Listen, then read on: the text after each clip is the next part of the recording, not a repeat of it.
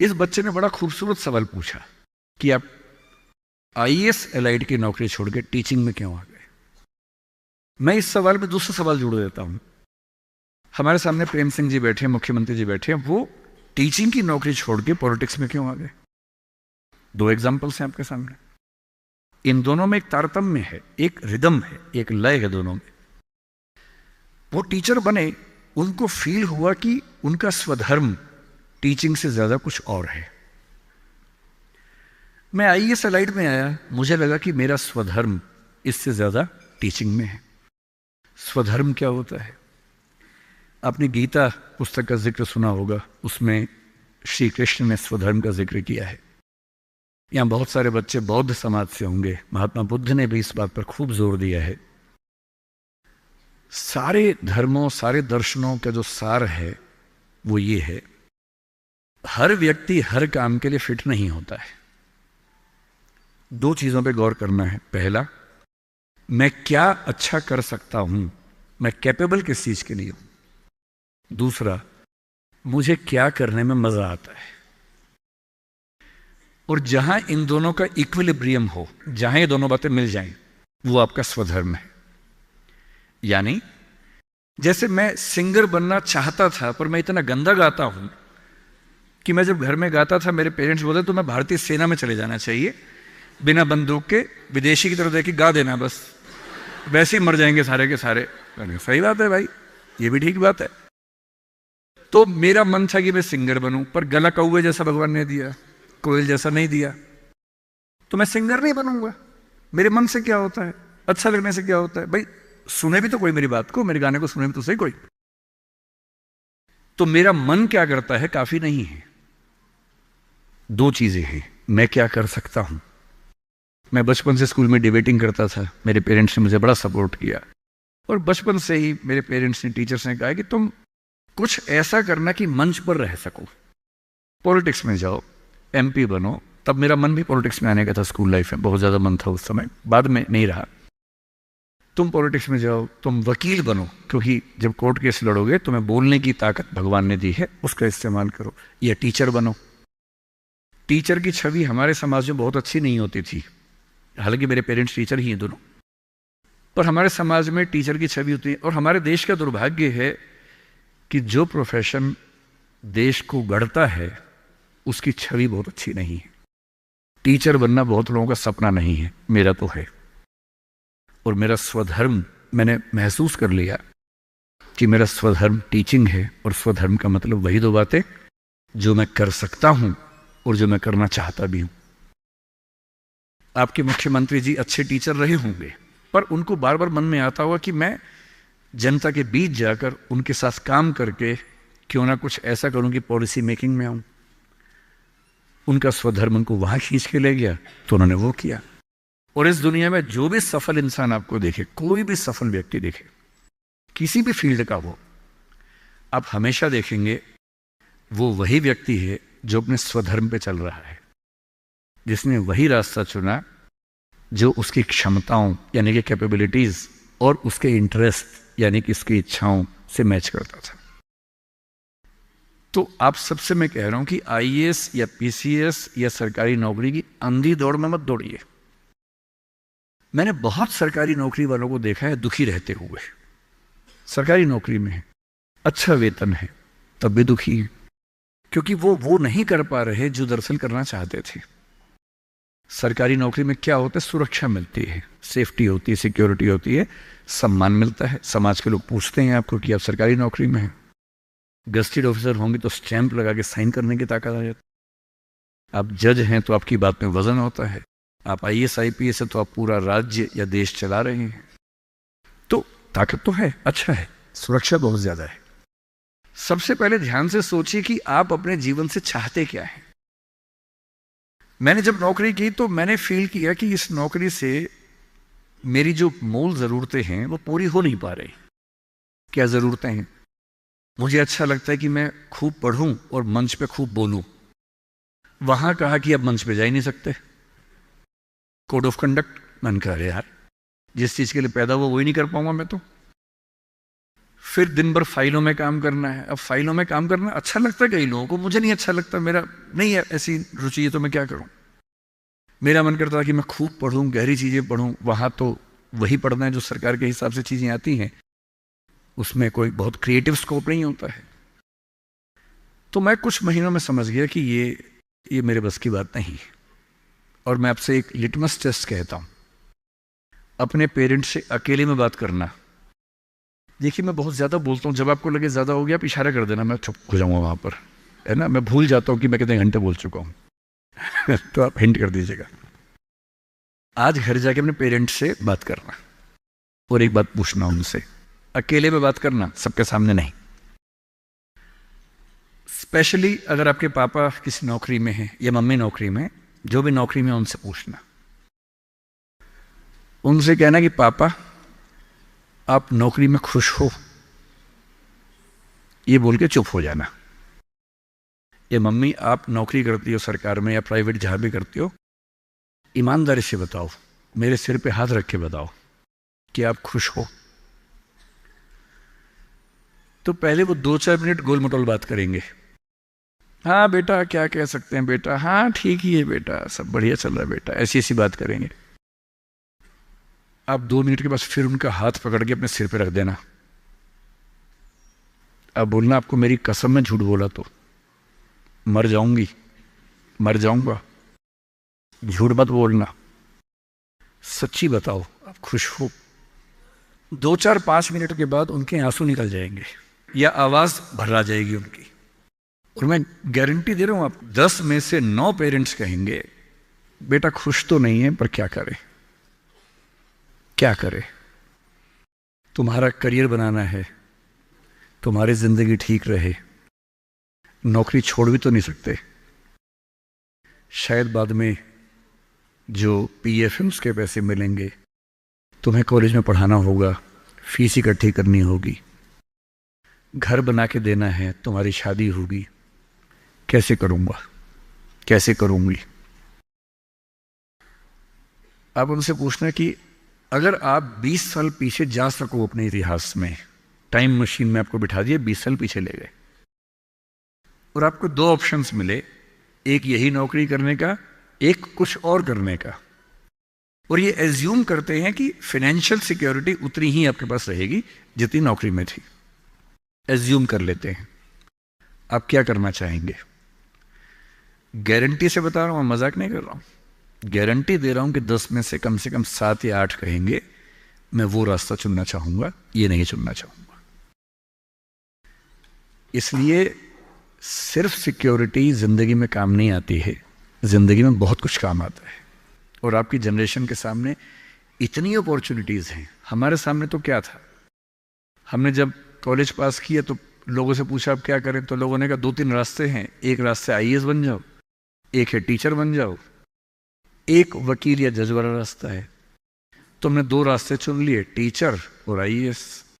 Teacher का चुना इसलिए मैंने एमए किया, एमफिल किया, पीएचडी किया, यूजीसी नेट जेआरएफ का एग्जाम दिया कि ठीक है टीचर बन जाएंगे। तब तक आईएएस में इसमें लाइट में हो गया तो वहां जाके देख लिया। जल्दी ही समझ में आ गया कि दोनों में उतना मजा नहीं आ रहा है तो दोनों छोड़ दिया। लेकिन उस समय छोड़ दिया, अगर 2-4 साल कर लेता तो आज तक वही कर रहा होता। क्योंकि वो जो सुरक्षा है ना, दलदल जैसी होती है, एक बार दलदल में घुस गए बाहर निकलना बड़ा मुश्किल है। लेकिन आपकी जनरेशन का सोचिए, जब मैं अपने आसपास देखता हूं, मेरे बहुत सारे दोस्त सोशल मीडिया पे काफी सक्सेसफुल हैं, फिल्म इंडस्ट्री में हैं। उनमें से एक ने मुझसे पूछा कि सर मैंने 30 साल नौकरी की है और मैं अपनी फील्ड में लगभग टॉप पे हूं।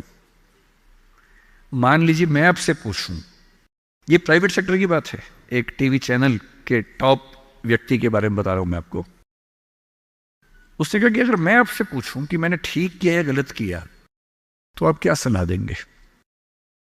मैंने कहा सलाह तो मैं क्या आपको दूंगा, आप मुझसे बड़े हैं, सलाह तो मैं आपसे ले लेता हूं बल्कि, लेकिन अगर आप मेरा ओपिनियन चाह रहे हैं तो मैं आपको केवल एक बात बता के समझाता हूं। मेरा अपना मानना यह है कि नौकरी अच्छी है, नौकरी से अच्छा है उद्यम, एंटरप्रेन्योरशिप या सेल्फ एम्प्लॉयमेंट। ये बात मैंने कई मंचों पे कही है। कुछ दिन पहले मैं दिल्ली का एक बहुत प्रतिष्ठित कॉलेज है, Shriram college of commerce, SRCC, वहां मैं गया था। और मैंने बड़ा खुल के कहा कि स्टार्टअप करना नौकरी करने से बेहतर क्यों है, एक आर्गुमेंट दिया। वहाँ एक आर्गुमेंट छूट गया था, आज मैं आपको वो आर्गुमेंट बताता हूँ। जब हम नौकरी करते हैं, मैंने उसी व्यक्ति को कहा कि जैसे आपने नौकरी की है, 30 साल हो गए, आपके पास 3-4 साल बचे होंगे। उसने कहा सर 3 साल बचे हैं, फिर मैं रिटायर हो जाऊंगा। मैंने कहा आपने ज़िंदगी भर में मेरे ख्याल से आपकी महीने की सैलरी आजकल शायद 1.5-2-2.5 लाख रुपए होगी। आपने ज़िंदगी भर में ठीक ठाक पैसा कमाया होगा, पर जितना भी कमाया होगा लगभग उतना खर्च भी हो गया होगा, क्योंकि खर्चे भी तो बढ़ते हैं ना परिवार के समय के साथ। बच्चे हैं, करियर है। बोले हाँ सर, कुछ बचता नहीं है, बस ये है कि काम चल जाता है। मैंने कहा अब 4 साल में रिटायर होंगे, आपने एक घर जरूर खरीद लिया होगा नोएडा वोएडा में। बोले हाँ सर, नोएडा में। नोएडा दिल्ली के पड़ोस में है, जहाँ कई लोग रहते हैं। दिल्ली में नौकरी करके घर खरीदना बड़ा मुश्किल काम है, तो दिल्ली में जो लोग नौकरी करते हैं दिल्ली के आसपास घर खरीदते हैं। नोएडा एक जगह है, इंदिरापुरम एक जगह है, गुड़गांव एक जगह है, वहाँ आमतौर पर घर खरीदते हैं, जो दिल्ली से सस्ता मिल जाता है और अच्छा घर मिल जाता है। मैंने कहा रिटायर हो जाएंगे, रिटायरमेंट के बाद कितने पैसे आपके पास होंगे, जिंदगी भर की बचत? बोले सर मैंने कुछ स्कीम्स में पैसा लगा रखा है, लेकिन मेरे पास 10-15 लाख रुपए कैश होगा, और जो स्कीम्स मैंने इन्वेस्ट किया हुआ है मैंने सही टाइम पे इन्वेस्ट कर दिया था, तो मुझे महीने का 50-60-70 हज़ार रुपये वहाँ से आता रहेगा, जिससे मेरे खर्चे निकलते रहेंगे, मेरी फैमिली सेफ रहेगी, मतलब हस्बैंड वाइफ हम सेफ रहेंगे। मैंने कहा बढ़िया है। मैंने कहा सिनेरियो नंबर 2 सोच के देखिए ज़रा। फिर मैंने ये भी पूछा आपके बच्चे करते क्या हैं? तो उन्होंने कहा कि सर मेरा एक बच्चा तो सॉफ्टवेयर की दुनिया में है, एक बच्चा मेरा मीडिया में ही, जर्नलिज्म में ही काम करना चाहता है, वो अभी पढ़ रहा है, जल्दी ही नौकरी शुरू कर देगा। मैंने कहा जब वो नौकरी शुरू करेगा उसकी सैलरी क्या होगी? बोले सर शुरुआत तो 30-35 हज़ार से होनी चाहिए, धीरे धीरे फिर परफॉर्मेंस के हिसाब से सैलरी बढ़ जाएगी उसकी। मैंने कहा चलिए अब चैनल चेंज कर लेते हैं। मान लीजिए कि आपने 30 साल पहले नौकरी की जगह अपना उद्यम शुरू किया होता। लेट अस एज्यूम, मैं जानता हूं कि अपना उद्यम करने में खतरा ज्यादा होता है, बहुत ज्यादा होता है। 1000 में एक उद्यम बेहद सफल होता है, जिसको आप देखते हैं अखबारों में, स्टार्टअप, और वो क्या बोलते हैं, यूनिकॉर्न।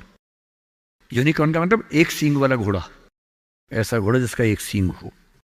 एक माइथोलॉजी है यूरोप की, उसमें यूनिकॉर्न का जिक्र आता है। वो तो 1000 में एक होता है यूनिकॉर्न। बाकी लेकिन ये है कि आप रीजनेबल सक्सेस तो आप ला सकते हैं थोड़ी सी मेहनत करके। धीरे धीरे लोग आपको जानने लगते हैं, एक ब्रांडिंग बनने लगती है, और 3 साल का मानते हैं कि ब्रेक इवन का एक जस्टिफिकेशन पीरियड है, कि 3 साल अगर आपने ठीक से काम कर लिया। एक ये फॉर्मूला आप भी समझ लें, दुनिया में कोई भी काम हो, कितना भी मुश्किल हो, अगर आपने 3 साल उस पर ठीक से खर्च कर दिए तो मान के चलिए कि उसमें आपको सक्सेस मिलनी तय हो जाएगी। 3 साल का गोल्डन रूल है।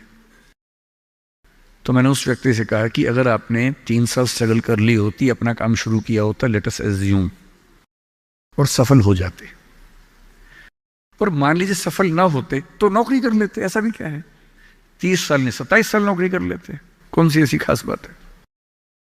और यदि आज आपका एक एम्पायर खड़ा हो जाता, अभी आप नौकरी करते हैं, उस समय शायद आप 500 लोगों को, 100 लोगों को, 1000 लोगों को नौकरी दे रहे होते। कोई मुझसे अगर पूछता है ना कि मैं जिंदगी में किस चीज से सबसे ज्यादा खुश रहता हूं, सबसे ज्यादा, वो ये है कि जब मैंने नौकरी छोड़ी, अपना काम शुरू किया। शुरू में हमारे यहाँ 3 लोग काम करते थे, आज हमारे दृष्टि ग्रुप में 1800 लोग काम करते हैं, 1800। और मुझे सबसे बड़ा सुकून इस बात का है कि 1800 परिवार चल रहे हैं मेरे उस एक फैसले से।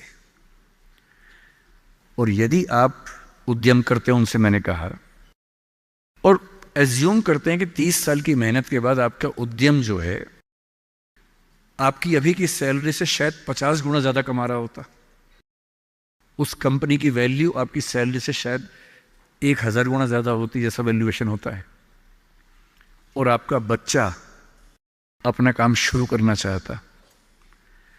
आज आप 2.5 लाख रुपए कमाते हैं, आपका बच्चा 30,000 से शुरू करेगा, पूरी स्ट्रगल वैसी की वैसी करेगा।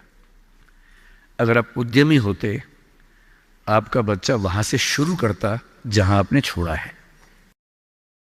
और पूरी एक पीढ़ी की मेहनत आपको एक्स्ट्रा मिलती जो अब नहीं मिलेगी। इसलिए नौकरी अच्छी है, पर नौकरी इतनी अच्छी भी नहीं है कि उसके लिए पागल हो जाना है। करेज क्यों नहीं आ सकता हमारे अंदर, साहस क्यों नहीं आ सकता है? कम से कम एक चांस लेने के लिए, खतरा उठाने के लिए, ट्राई करने के लिए क्यों नहीं कोशिश करनी चाहिए? और इसलिए मैं आप सबसे जो कहना चाह रहा हूं वो ये, अपने स्वधर्म को ठीक से पहचानिए। आप जीवन से क्या चाहते हैं ठीक से पहचानिए। अगर आप चाहते हैं पैसा कमाना, तो सबसे अच्छा है अपना उद्यम, अपना स्टार्टअप, अपना बिजनेस, अपना काम, सेल्फ एम्प्लॉयमेंट। अगर आप चाहते हैं पावर, कि मैं कुछ करूं तो दुनिया को दिखे, तो सिविल सर्वेंट बनिए, जज बनिए, पॉलिटिक्स में आइए। पॉलिटिक्स एक ऐसी चीज है जहां आप समाज को सबसे ज्यादा बदल सकते हैं, सबसे ताकत के साथ बदल सकते हैं। यदि आपको चाहिए जीवन में शांति, सुकून, तो फिर एक ऐसी नौकरी या एक ऐसा उद्यम जैसे खेती का काम।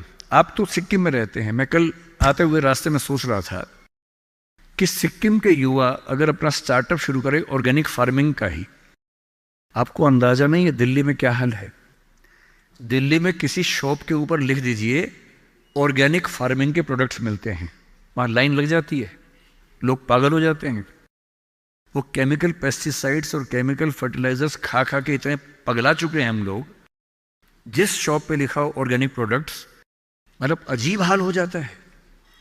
सिक्किम के युवा, जब आपका स्टेट दुनिया का पहला स्टेट ऐसा है जहां ऑर्गेनिक फूड मिलता है सिर्फ, आपके पास तो दी हुई ब्रांडिंग है पहले से। उस ब्रांडिंग का इस्तेमाल करके अगर आप दिल्ली में, और दिल्ली ही क्यों, दुनिया भर में, आजकल तो एक एप्लीकेशन बनानी है, ऑनलाइन ऐप बनानी है, दुनिया भर में प्रोडक्ट सेल करना है। और अगर आप ऐसा कोई प्रोडक्ट लाएं और सिक्किम में 10-20 यूनिकॉर्न खड़े हो जाएं, यूनिकॉर्न का मतलब है एक ऐसी कंपनी जिसकी वैल्यू $1 बिलियन की है। $1 बिलियन का मतलब आज के ज़माने में होता है लगभग 10,000 करोड़ रुपए या 9,000 करोड़ रुपए। वैल्यू, इनकम नहीं, वैल्यू, कंपनी की वैल्यू इतनी है। और ये आजकल बहुत मुश्किल नहीं होता है, बस 2-3 साल की गंभीर स्ट्रगल। फिर कल मैं एक बात और सोच रहा था, जब मैं बागडोगरा से यहां आया, मैंने कल महसूस किया कि जो north eastern part of country है, जिसमें सिक्किम भी है, बाकी राज्य भी हैं, हम तो दिल्ली में रहते हैं। मुझे दिल्ली से कहाँ जाना होता है, मैं बॉम्बे अक्सर जाता हूँ, इलाहाबाद जाता हूँ, लखनऊ जाता हूँ, जयपुर जाता हूँ। जहाँ भी जाना होता है, अगर मैं सड़क से जाऊँ तो कुछ घंटे, बॉम्बे तो अब 12 घंटे का हो जाएगा, पहले 24 घंटे का था। और फ्लाइट हर जगह की है, फ्लाइट में बैठे 2 घंटे बॉम्बे, 1 घंटा इलाहाबाद, आधा घंटा लखनऊ, आधा घंटा जयपुर, बात खत्म, पहुंच गए। अब मैं सिक्किम आना चाह रहा हूं, कल को शायद मैं अरुणाचल जाना चाहूं, नागालैंड जाना चाहूं, मैं बहुत आसानी से पहुंच नहीं पा रहा हूं। यह दिक्कत तो सब लोगों के साथ है। आपका दिल्ली के साथ, देश के बाकी हिस्सों के साथ कांटेक्ट इतना कमजोर है, चिंता की बात है। पर यह चिंता केवल सरकार के लिए क्यों है? एक रास्ता भी तो है। कल मैंने रास्ते में एक चीज सोची, आपसे शेयर करता हूं, शायद आप में से कोई इस रास्ते पे चलना चाहे। हवाई जहाज तो उसके लिए बहुत बड़ी पट्टी चाहिए होती है। मुझे पता है कि यहां पड़ोस में एक हमने एयरपोर्ट बनाया है जो मौसम की वजह से कम चल पाता है। हेलीकॉप्टर एक बहुत बड़ा स्ट्रक्चर होता है जिसको मैनेज करना आसान नहीं होता है। अगर आप टेक्नोलॉजी को ठीक से समझते हो तो अभी दुनिया के कुछ देशों में एक्सपेरिमेंट्स हुए हैं, एक्सपेरिमेंट सक्सेसफुल हो चुके हैं। आप यूट्यूब पर सर्च कीजिए, मिल जाएंगे आपको। क्या एक्सपेरिमेंट है? एयर टैक्सी का, हवाई टैक्सी। कई कंपनियों ने अलग अलग तकनीक से यह प्रयोग करके देख लिया है। ऊबर इस पे कुछ एक्सपेरिमेंट्स कर रहा है। हमारे प्रधानमंत्री श्री नरेंद्र मोदी की बात भी ऊबर कंपनी के मालिक से 3-4 साल पहले हुई कि ऊबर टैक्सी हम चलाएंगे, एयर टैक्सी चलाएंगे दिल्ली में जल्दी ही। दिल्ली से गुड़गांव जाने में 1 घंटा लगता है, एयर टैक्सी 8 मिनट लेगी मैक्सिमम। टैक्सी कैसे काम करेगी? आपने ड्रोन देखे हुए हैं, हेलीकॉप्टर भी तो इस तरह का ड्रोन ही होता है। एक कार जैसा इंस्ट्रूमेंट है जिसपे 4 पंखे लगे हैं, वो ड्रोन बन के उड़ता है और एक जगह से दूसरी जगह ले जाता है। बैटरी ड्रिवन चीज़ें भी आने शुरू होने वाली हैं, जो कि बहुत कॉस्टली नहीं पड़ती हैं ऑपरेट करने में। मैं कल ही सोच रहा था कि नॉर्थ ईस्ट में अगर कुछ ऐसे युवा हो, कुछ सिक्किम में हो, कुछ अरुणाचल में हो, नागालैंड में हो, त्रिपुरा, मिजोरम, मेघालय में हो, और मिलके कुछ ऐसी कंपनियां बनाएं सरकार की पॉलिसी से बात करके, और मेरे ख्याल से सभी राज्यों के मुख्यमंत्री दिल्ली में बात करेंगे ही करेंगे। सिविल एविएशन मिनिस्ट्री से, होम मिनिस्ट्री से परमिशन जो रिक्वायर्ड है वो लेने के बाद उबर जैसी कंपनियों से टाई अप करके जैसे भी करना चाहें, अगर हमारे पास एयर टैक्सी का एक अच्छा मॉडल बन जाए। कल जब मैं तीस्ता के पास से निकला, मैंने अपने ड्राइवर साहब से पूछा, क्योंकि पुल एक दो टूट गया बता रहे थे, बहुत मिट्टी मलबा जमा था। मैंने उनसे पूछा कि जैसे नदी के सामने जो गांव है, अगर मुझे यहाँ से वहाँ जाना हो, पुल तो टूट गया, कैसे जाएंगे? उन्होंने बताया कि यहाँ से वहाँ जाने के लिए 50 किलोमीटर पीछे जाके एक पुल पार करके आना पड़ेगा, क्योंकि अभी पुल टूट गया है। और मैं सोच रहा हूँ कि मान लीजिए इस नदी के इधर और उधर दो दोस्त रहते हों, या किसी बच्चे का घर इधर है, स्कूल उधर है, अब वो कैसे जाएगा? और ऐसा क्यों ना हो कि इस राज्य की भौगोलिक स्थितियों को देखते हुए हमारे पास एयर टैक्सी के छोटे छोटे मॉडल्स बहुत जगहों पर हों, जो बहुत कम फीस पर वो सारा डिस्टेंस ट्रेवल करने में हेल्प करते हों। और ये उद्यम बाकी राज्यों के लोग यहाँ के करें, क्या इससे बेहतर नहीं है कि सिक्किम के बच्चे ये उद्यम करें? और सिक्किम के टूरिज्म के डेवलपमेंट में सिक्किम को फायदा हो, ये तो होना ही चाहिए।